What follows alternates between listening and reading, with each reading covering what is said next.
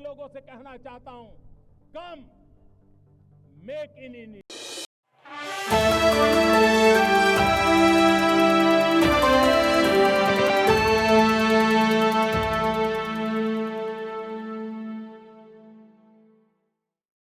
Friends, मैं new development bank के अध्यक्ष हर एक्सेलेंसी दिल्मा रूसेफ का अभिनंदन करता हूं।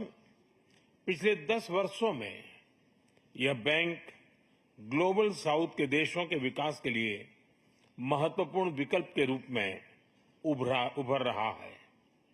भारत के गिफ्ट सिटी के साथ साथ अफ्रीका तथा रूस में रीजनल सेंटर्स के खुलने से इस बैंक की गतिविधियों को बल मिला है और लगभग $35 बिलियन के डेवलपमेंट प्रोजेक्ट्स सैंक्शन किए गए हैं।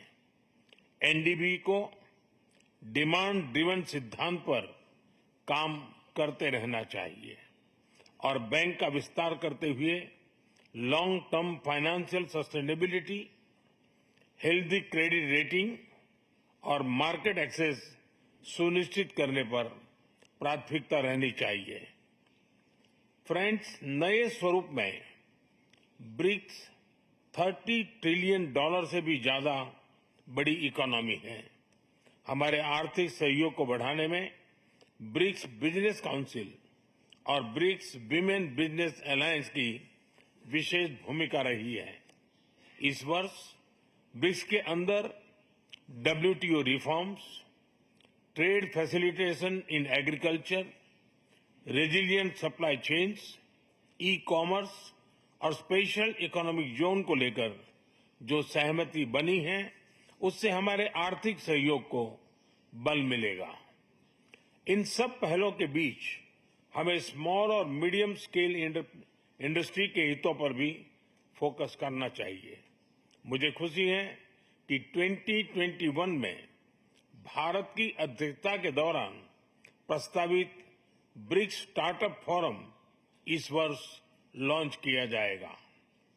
भारत द्वारा दिया गया रेलवे रिसर्च नेटवर्क का इनिशिएटिव भी ब्रिक्स देशों के बीच लॉजिस्टिक्स और सप्लाई चेन कनेक्टिविटी बढ़ाने में अहम भूमिका निभा रहा है।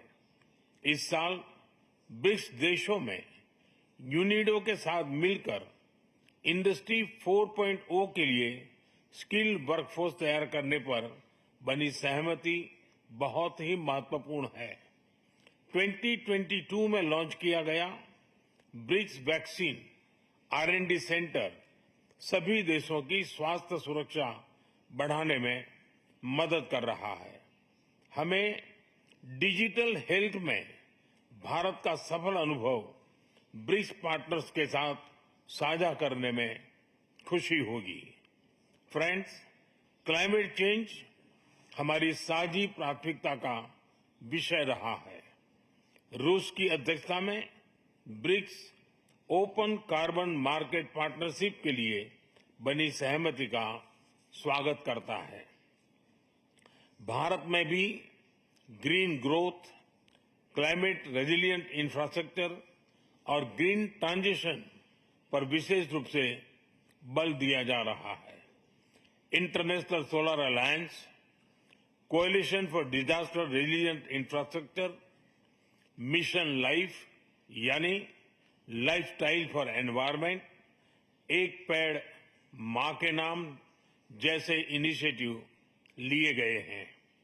पिछले वर्ष COP28 के दौरान हमने ग्रीन क्रेडिट जैसे महत्वपूर्ण पहल की शुरुआत की। मैं ब्रिक्स पार्टनर्स को इन इनिशिएटिव से जुड़ने के लिए आमंत्रित करता हूं।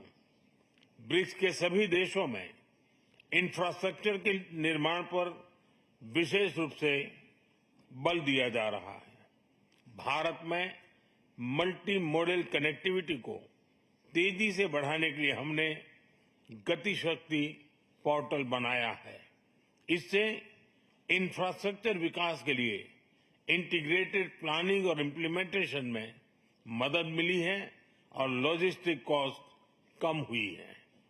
हमारे अनुभव आप सभी के साथ साझा करने में हमें खुशी होगी।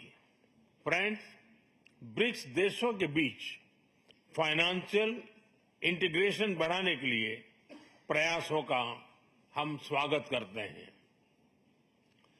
लोकल करेंसीज में व्यापार और सुगम रूप से क्रॉस बॉर्डर पेमेंट से हमारा आर्थिक सहयोग सुदृढ़ होगा।